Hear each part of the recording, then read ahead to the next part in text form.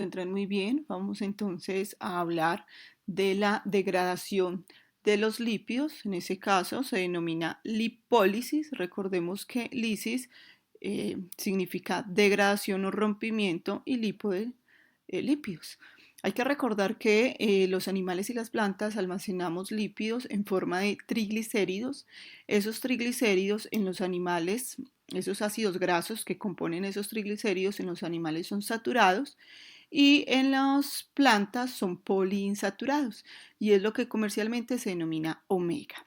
Tenemos entonces que cuando se da el rompimiento de esos triglicéridos, recordemos que tri hace referencia a 3, esos triglicéridos se degradan para la obtención de 3 ácidos grasos y un glicerol. Ese rompimiento se da por acción de las lipasas. Cuando hablamos de los animales, pues se da principalmente en el intestino. Y cuando hablamos, de las plantas, podríamos relacionarlo con las semillas. Recordemos que hay semillas que almacenan principalmente triglicéridos. Se propone que para que se dé la germinación se aumenta la cantidad de giberelinas y esas giberelinas activan o promueven la activación de las hidrolasas. Entonces las hidrolasas que rompen enlaces en los triglicéridos se denominan lipasas. Bien, tenemos entonces que esos ácidos grasos y ese glicerol, pues en los animales son liberados al torrente sanguíneo y transportados por las albúminas, ¿sí? A diferentes tejidos como el corazón, hígado, músculo esquelético y riñones. Esta ruta metabólica es estimulada por el glucagón, ¿sí? Que es una hormona que se libera a nivel del páncreas. Y tenemos que esos ácidos grasos son tomados por tejidos periféricos para ser oxidados y utilizados como fuente de energía, ¿sí? Cuando nosotros mencionamos, por ejemplo, las semillas, mencionamos allí fue una fitohormona, que es las giberelinas. Recordemos que la idea es romper esos enlaces para que se liberen esos ácidos grasos. Esos ácidos grasos pueden ser degradados o son degradados en un proceso denominado beta-oxidación, que vamos a ver a continuación, y ese glicerol puede tomar la ruta gluconeogénesis para convertirse en glucosa.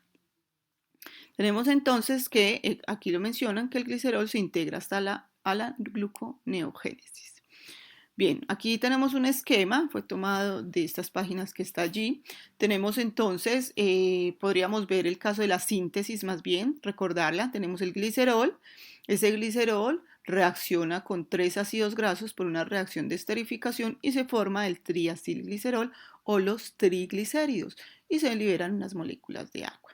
En este momento nosotros estamos hablando desde la lipólisis, es decir, que vamos en el sentido de aquí hacia arriba, es la hidrólisis, es decir, que partimos del triglicérido y en su degradación se produce entonces o se libera el glicerol, que se va ruta gluconeogénesis, es decir, que es fuente de glucosa.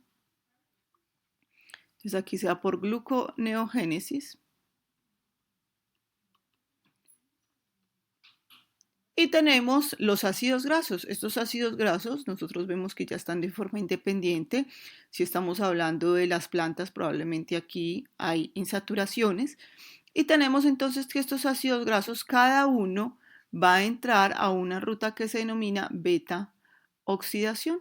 Y en ese caso, el producto de esa beta oxidación es acetilcoenzima A, que ya lo vamos a ver pues con más detalle. ¿Sí?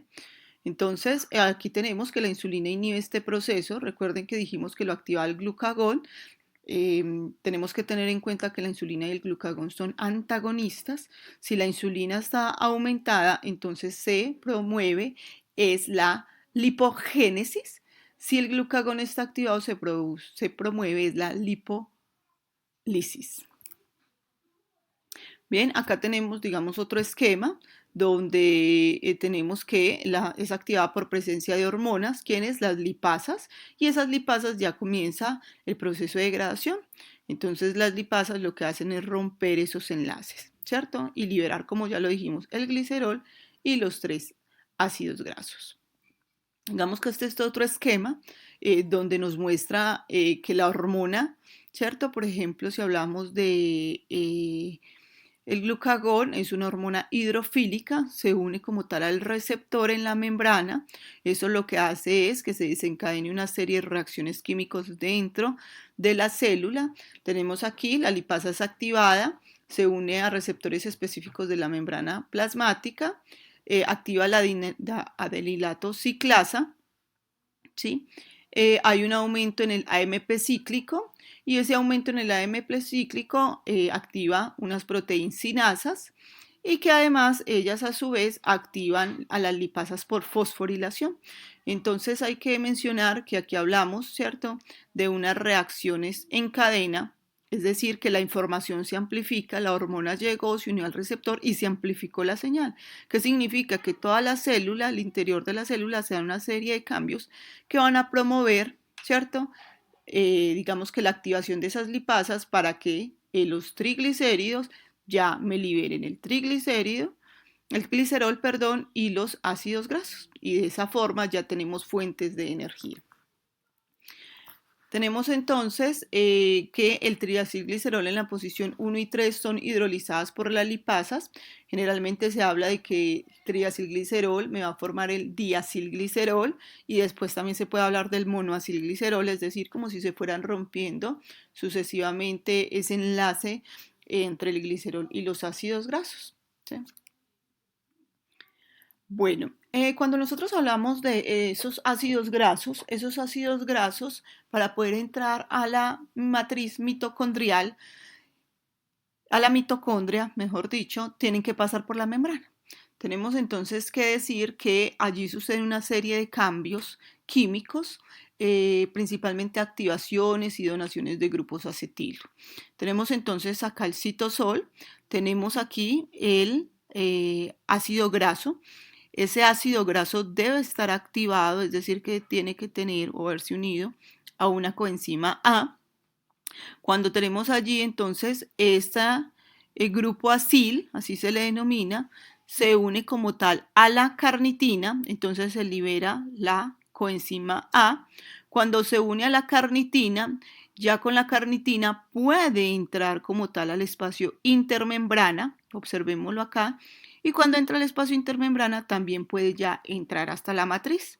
Entonces tenemos la acilcarnitina, esa carnitina, ¿cierto? Ya en la matriz es liberada y ya tenemos el grupo acilo que vuelve y se une con la coenzima A. Entonces tenemos la acilcoenzima A, que ya ahí hablamos del ácido graso activado, ¿sí?